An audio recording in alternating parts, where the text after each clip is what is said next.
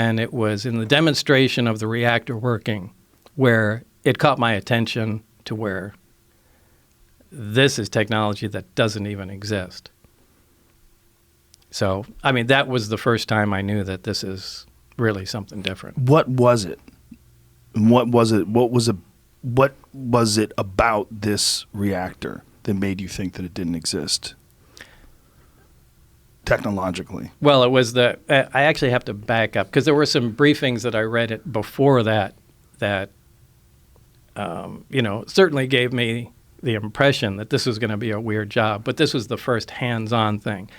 This was a small reactor about the size of a hemisphere, about the size of a basketball, on a metal plate, and when it was running, it produced a gravitational field of its own. Now, this is something that we can't do. We can't produce any gravity. The only way we get gravity is from large quantities of mass. But there's no machine we can have that turns on that makes gravity. Like, you can turn on an electromagnet and it makes a magnetic field. We can't make a gravitational field. Anyway, this device was producing that.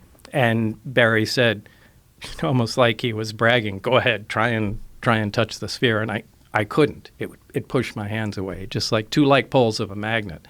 So that was... so like when you take two magnets and you try to press them together and they push against each other?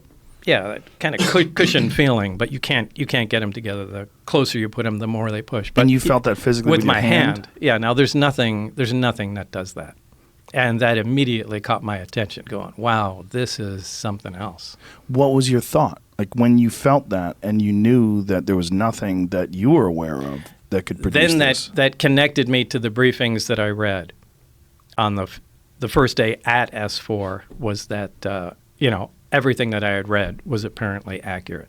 What were you reading? It was kind of an overview. This project was to back engineer the alien craft. And specifically, it was to try and back engineer and see if we can duplicate the technology with available materials. Now, to do this, they split the project into many different pieces. For several reasons. They do this on all classified projects, so nobody has the complete story, but they compartmentalize everything. Now, we had the power and propulsion system. So what the briefings they gave me were like a 1 or 2 page overview of some of the other projects that were going on, on the craft. Follow or subscribe for Joe Rogan.